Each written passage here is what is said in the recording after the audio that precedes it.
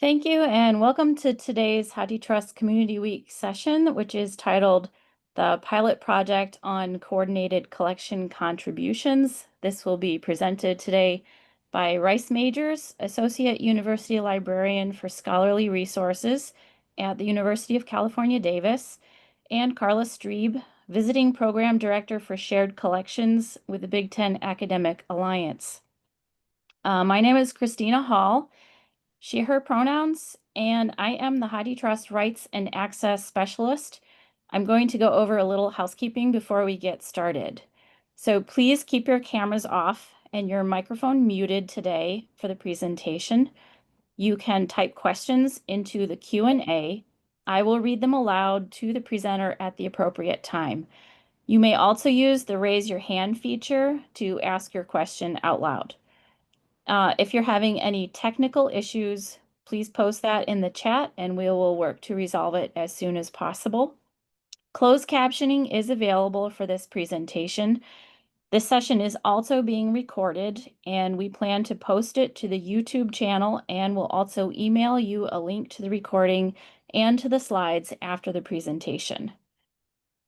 This pilot project for coordinating among members what is being sent out for digitization within the mass digitization streams, for me, has been one of the most interesting and inspiring actions that members have taken this year. The collaborative member efforts have always been at the heart of HathiTrust's most impactful growth, and this pilot really makes me excited for how members can share knowledge and learn together about the things that they want to do.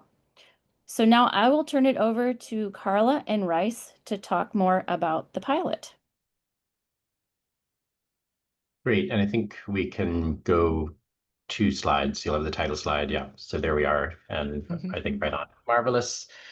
So as Christina said, I'm Rice Majors. I'm at UC Davis, and I wanted to start by leveling the playing field and talking a little bit about how the HathiTrust corpus has been built over a couple decades now, and how mass digitization has worked, especially through the Google Books program. And I'm focusing on that a little bit because of the first bullet point here, which is that the HathiTrust Digital Library is largely predicated on the output of the Google Books program.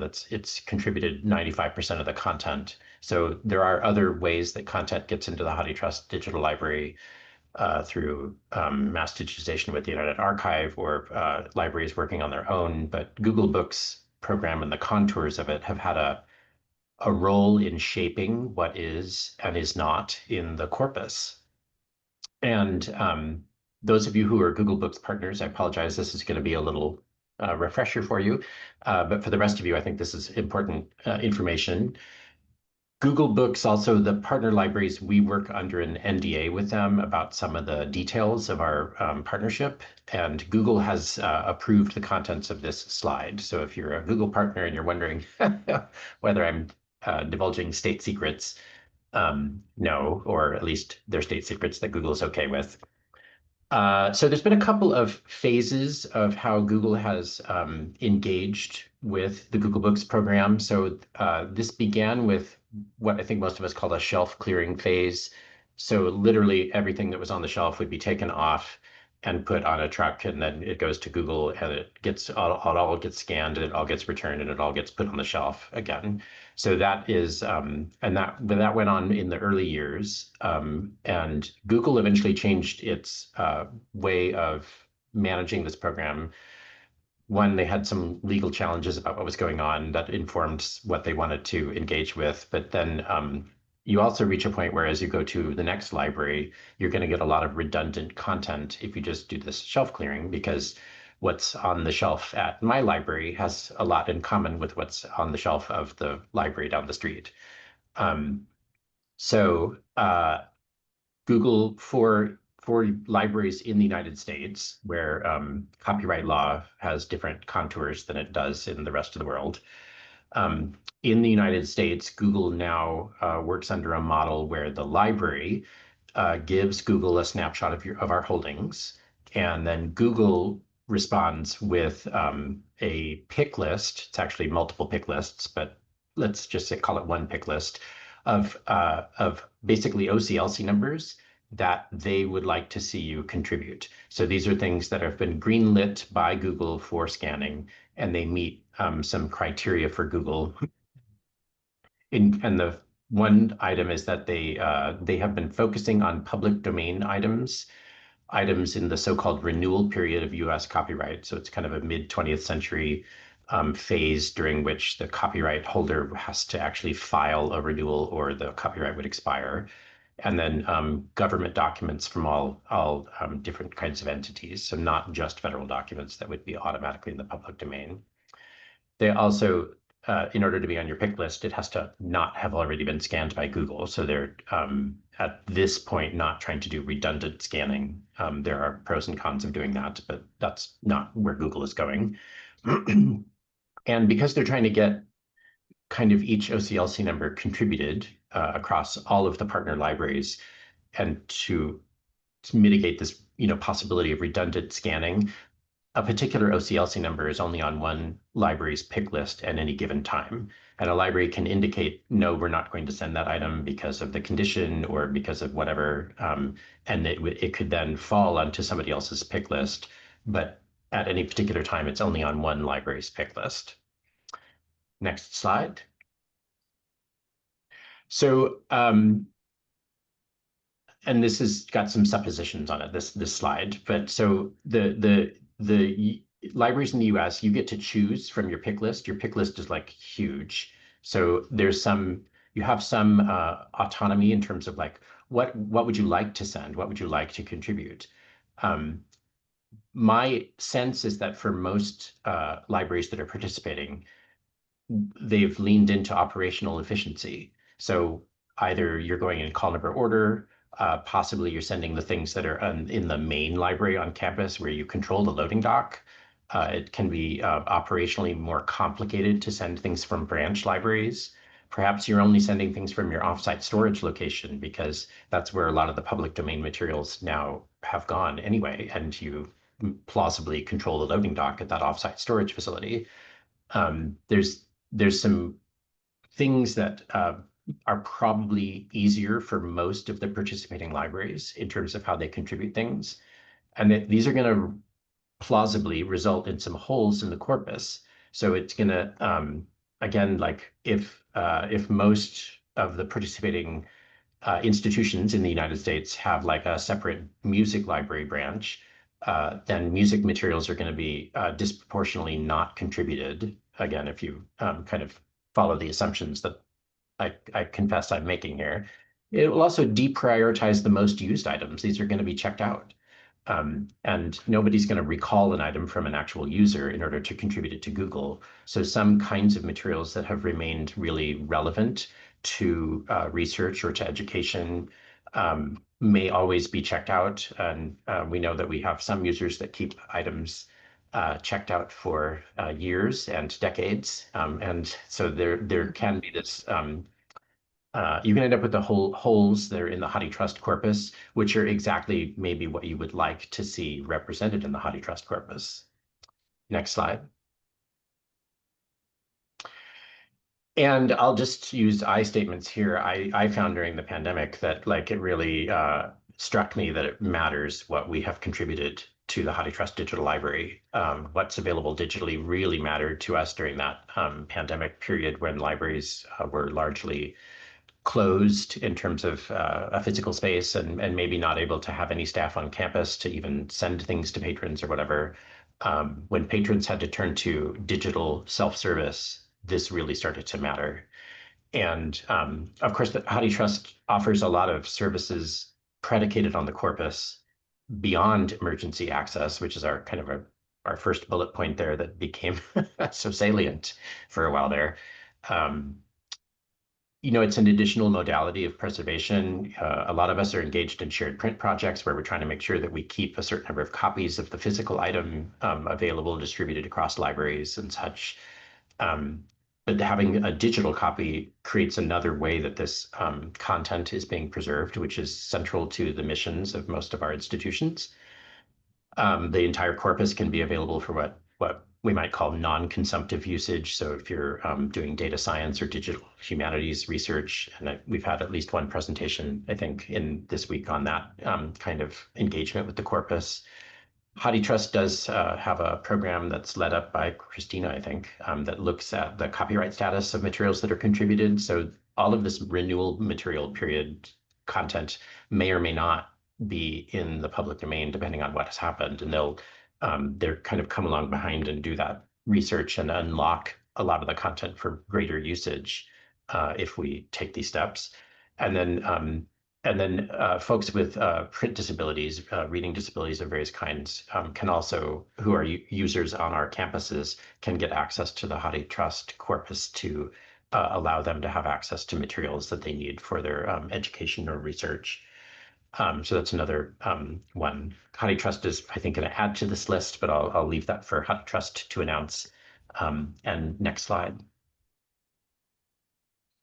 So, this is kind of, again, using I statements. I was reflecting on UC Davis's patrons' ability to engage in their work and have business continuity during the pandemic.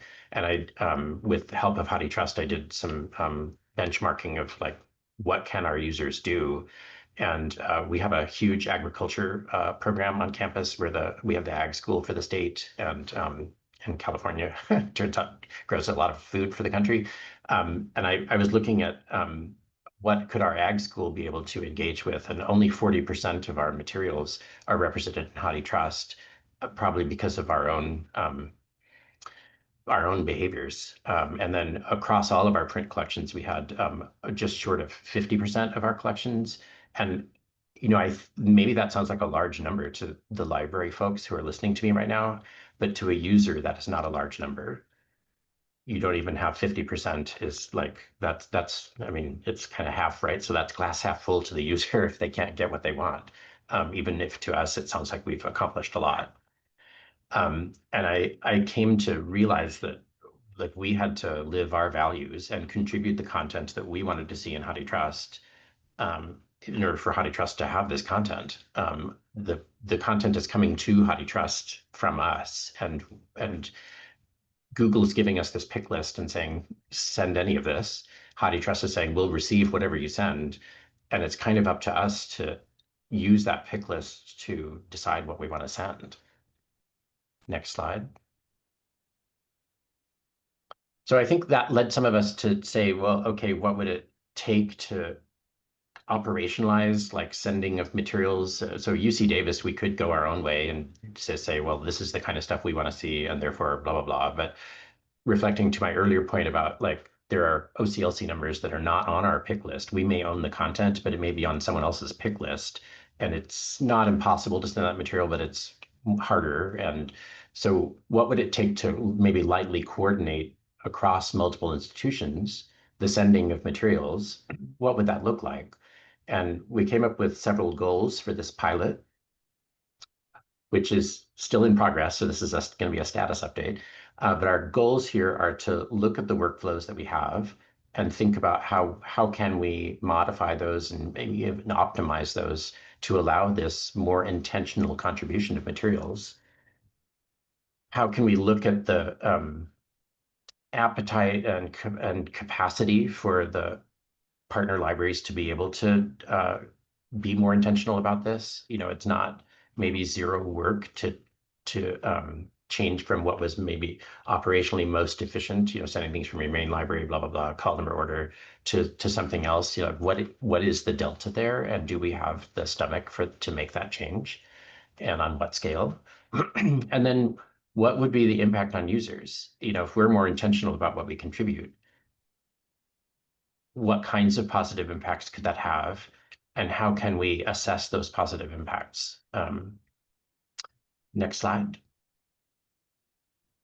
So we put out a call across the partner libraries and we ended up focusing on libraries in the United States that have this workflow that involves the pick list.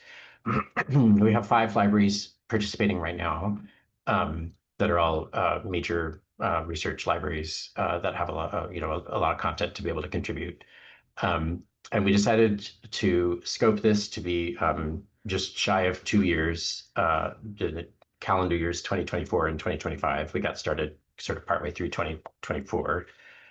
Um, and that we would collaborate on some of the operational parts of things. So like if you've figured out how to mash up your pick list with your Alma system or with your, whatever, what are the things that we can learn from each other in terms of how to engage with the pick list, how to engage with some of this really on the ground work of pulling material and choosing things. And then Christine has been gracious enough to join us for our meetings to be able to give us HathiTrust's take on things and help us understand some of the HathiTrust dimensions of how we might be able to assess our success at the end and such. Next slide. So we came up with 2 prompts for this intentional contribution. This is just for the pilot phase. And one is bees and other pollinators. So this one is one where there are perhaps well-defined call number ranges where you could send the material and know that you were hitting the topic areas that you wanted to do. So we wanted to test one prompt that is kind of easily mapped to the LC call number system, which is largely what's being used in the United States in higher ed. And then one prompt that does not map well to a well-defined call number areas, which is materials related to Puerto Rico, and conceiving that fairly broadly. So this could be, history or culture or literature from Puerto Rico or whatever. But that's something that is sprawling and goes across multiple call number areas. And we wanted to give ourselves a challenge of like, what does it look like to grapple with a less well-defined prompt and see how that goes. And the prompts are a little, they're a little bit randomly chosen, but they do meet a lot of criteria that we wanted to be thoughtful about. And next slide. So they have some great things in common. So first of all, these are 2 topics where there's older material that still is highly relevant for contemporary research and scholarship. So the fact that the Google workflows are going to focus on material before 1977, that material is still often being used by scholars. So that was one thing, is that that increases the chance maybe of usage. The second thing is that in both of these areas, there are likely to be some government documents, maybe not received through government document programs, but you've acquired the material in some way, and it's what I call a secret GovDoc. So that does affect the copyright status of things, especially if they're a federal document. But in some cases, even state agencies have yielded up copyright in coordination with other entities or whatever. So there's going to be maybe some public domain materials. Puerto Rico itself is technically the federal government. The federal government still directly oversees Puerto Rico. So anything published by Puerto Rico itself is going to be automatically a federal document. And so again, we're going to pick up some secret GovDocs. The third thing is that we did want to make it easier for folks to contribute if they still need some of that operational simplicity. So are you likely to have some of these materials in your quote unquote main library where you control the loading dock and or in your offsite storage? And then would each library actually have materials? We didn't want to pick something so esoteric that like libraries that wanted to participate are like, well, I don't own anything on that topic. Um, and then fifth, we wanted prompts that would reach a broad array of disciplines across the academy so that different users in different disciplines might have opportunities to engage with HathiTrust, perhaps for the first time, depending on where they're coming from. Next slide. And I'm turning things over to Carla Streep. Yeah, so I get perhaps some of the juicy stuff here, although I will try to keep this shorter so we have a little time for questions, and I think Rice and I will stick around if people want. So I'm Carla Streeb. I'm the visiting program director for the Big Ten Academic Alliance, but I'm also an employee of the Ohio State University Libraries. And so we're in some ways a couple of hats. Just to reiterate, we have 5 participating libraries who volunteered to be part of this pilot. And this pilot is grafted onto ongoing workflows. So this is something that as soon as we started to do the work, we're like, well, what's really the start date? Because there's things that maybe are at the scan center and haven't been scanned yet, or we're just scanned but haven't gotten into HathiTrust. So this is going to be challenging, but coming from the side of the contributing libraries, they've put on a truck at least 2,211 things. So 5 partners, 2 prompts. That's where we are. Just to remind folks, we will be continuing under the pilot for those libraries to do this through December 25th. We are going to say more about this later, but so far effort has been manageable. But yield, I think, has been modest. I think the 5 partners, my sense from the vibe from our meetings is folks have kind of been hoping they might actually see more on their list to send, but we're working with what we got. And I want to really acknowledge that something that could so easily have been overlooked that Christina really helped us with was November of last year. She created a couple of benchmark collections, and you can see these in HathiTrust, one for each of our prompts. And if you actually go into the collection, you can see as of November what the contributing libraries were and what the distribution of items from each institution was. Let's look at the next slide here. So we're still learning, but I think it's important to call out that we didn't set out to learn this through the pilot, but doing the pilot has quickly exposed that for our community, where we want to do collective investment in this way, it is a real challenge to figure out how do we identify an appropriate set of prompts. There are no obvious objective criteria. And we don't have any governance process as a community to make this kind of decision. So we're learning a lot. This is going to be a great pilot, but that's something that the community is going to have to grapple with if they want to scale. And this is not a surprise, but just to say that it's very clear that for any particular prompt, the distribution of candidate materials is going to vary widely across the participating libraries and certainly across the 5 partners we have on these 2. One thing that is just can't be emphasized enough, I think, is that special collections are going to be essential if we're going to really tackle this work at scale.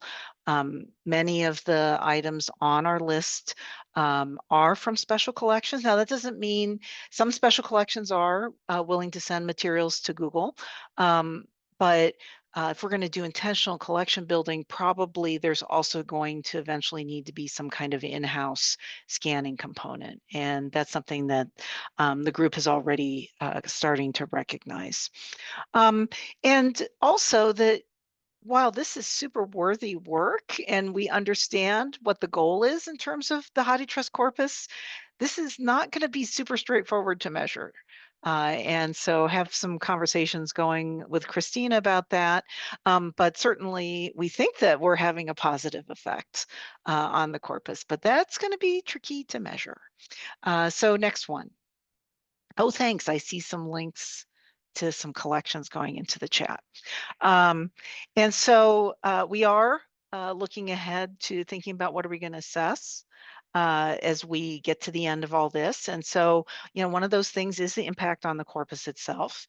But also, it's going to be really important for us to articulate what we've learned about our collective capacity to work together on these kinds of targeted mass digitization efforts. And also, what are we learning about what it takes to build out part of the corpus? So let's go to the next slide. So we know we're going to be characterizing local efforts, constraints, and success factors. We are definitely keeping our eye on the possibility that we would be able to have a conversation with Google on how we could work with them and their process to help us improve our ability to do targeted collection building with our existing workflows. Christina has really been highlighting for us that we want to be able to talk about any potential we see for targeted copyright review on the HathiTrust side. And then, of course, we will be trying to identify some next steps, at least for the scan partner libraries, because this pilot is under the auspices of the Google scan partner libraries. That's the kind of focus for this. And I think with that, we're up to our last slide.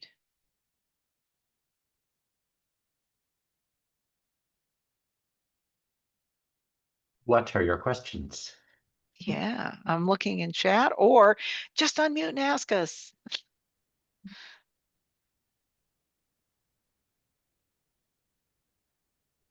I'll stop start. sharing this. Oh. I'll stop sharing the slides.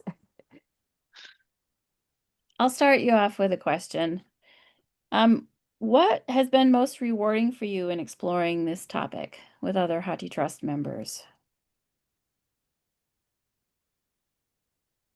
I can go first. Go ahead. I had no idea if anybody else would be interested in this. You know, had been doing all this thinking and kind of floated the idea, and I was delighted how that there was interest, and then we started with a cohort, and we've actually had a library join us partway through because they're like, wait, we wanted to do that. So I'm hoping that enthusiasm grows, and hopefully we can assess things well enough to maybe feed some more enthusiasm. Mm-hmm. Yeah, so I would say, this whole, yes, I totally agree, Rice, that too is very gratifying. This whole question of how do we decide what to focus on, even if it's a set of things to focus on, is just something that really has been interesting to me as kind of an emergent challenge, because I think there's a lot of enthusiasm for doing the work, but that's not a trivial blocker. I mean, we spent a lot of our time getting organized, not so much figuring out who's going to participate, but really figuring out what might we even start with there.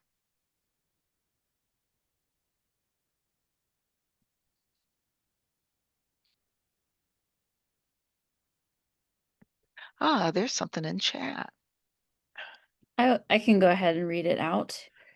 How is access to the materials managed across the various institutions? Do all users get access to materials submitted by the various institutions? So I can try to answer it, and Christina, maybe you can keep me honest. So we send the materials to Google. Google picks up every few months, depending on where you are on their pickup schedule and such. So it'll get scanned sometime in that few months. So you don't know whether it's going to get scanned tomorrow or a month from now, kind of thing. But when Google scans it, at least in theory, there's a cron job that contributes it to HathiTrust overnight. And I know, as with all cron jobs, that sometimes needs a little help. And then whether and how it becomes available to users in HathiTrust depends a little bit on its copyright status. And the copyright status may not be obvious from the imprint, in which case then it goes into a queue to have copyright status reviewed by HathiTrust, and then eventually whatever happens. So if it turns out that it's in the public domain or otherwise released under like a Creative Commons license or something like that, it would be sunrisen for all users, and otherwise it would be in that restricted view that you see for material held in copyright. Mm-hmm. And of course, I'm giving a very US answer, so it may vary by jurisdiction that you're in. So maybe I'll take the next one, which is around how does what's going into HathiTrust through, or what members scan partner libraries are sending through Google to HathiTrust? How does that relate to what might be going in through the Internet Archive? So this is where, and this is our point of intersection with the Google scan partner libraries and HathiTrust, is that's not a one-to-one relationship there. There are scan partner libraries that aren't contributing to HathiTrust, and there are other pathways into HathiTrust. And this is maybe a good opportunity to do a shout out when the recording's ready from the presentation yesterday by Paul Fogel and Renata Ewing from the UC. They have some really good statistics. They have a chart there that shows the proportions. So this is a scan partner library project and pilot. And so it's only affecting that stream. And whatever partner libraries, the five pilot libraries are doing, say through in-house digitization and potentially contributing to HathiTrust, is really not part of the pilot. The pilot is really just focusing on, can we do some lightweight modifications of our large scale ongoing workflows to move the needle on the HathiTrust collection. So this is our aspirations are really kind of modest in some ways. And I'll just piggyback that on that and say, if you do in-house scanning of materials, you can feed them through the Google stream. So you can do your, if you do scanning in-house to the appropriate specifications, you can feed it into the Google stream on its way to HathiTrust, and it picks up Google's OCR magic, optical character recognition. So it'll figure out what the underlying text is of the document. That is what UC Davis does when we scan something in-house. So this is both what we send out to Google, but if we may do some of our special collections on these two topics in-house based on the condition or the rarity of the item. You don't always want to send out some of your special collections materials, no matter who says how careful they're going to be, depending on what it is. So if we do something in-house, it'll still end up kind of a part of this pilot.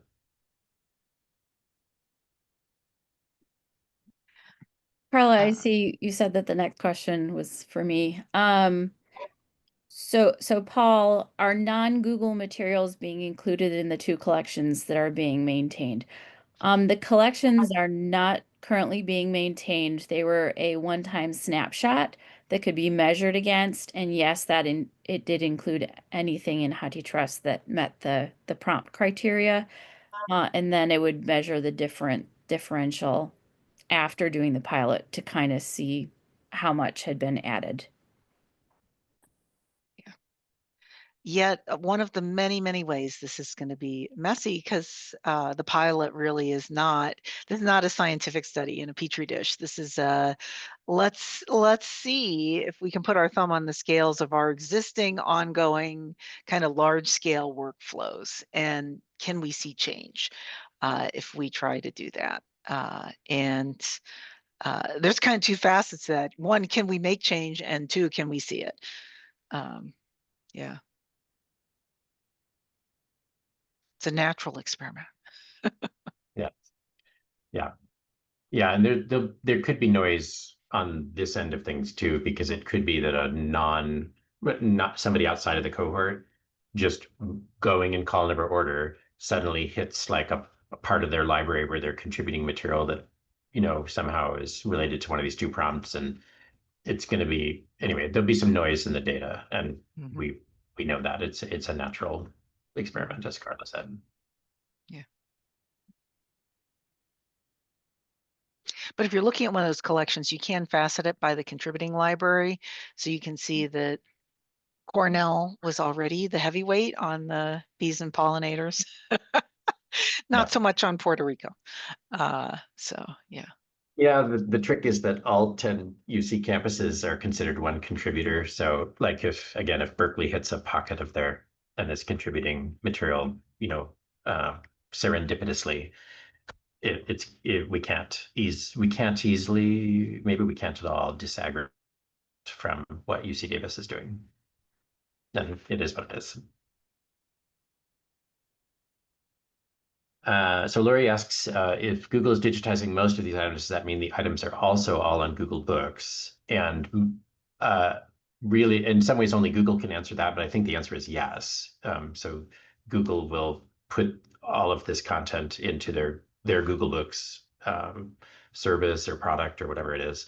And what they make viewable and usable and blah, blah, blah is kind of up to Google based on, again, copyright status and what they feel like they can do as a for-profit entity with content. Mhm. Yep.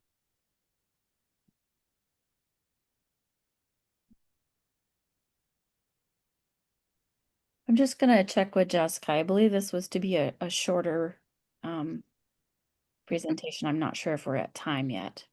Yeah, I think we are. Yeah, it was intended to be a little shorter, but I think this seems like a natural place for us to wrap up if Carla and Rice agree. Yeah.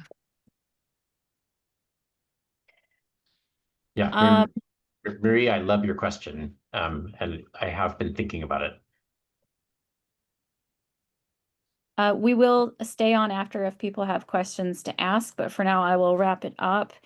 Thank you for attending Community Week sessions, and you will receive an email with the recording and slides as well as a brief survey, which we do encourage you to complete. And if you want to stay on after the recording has finished, I believe we will be hanging out if you have additional questions. So thank you very much, Carla and Rice.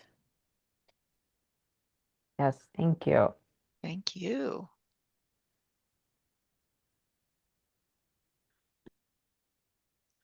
Awesome. Is the recording over? Mm-hmm. Hi, this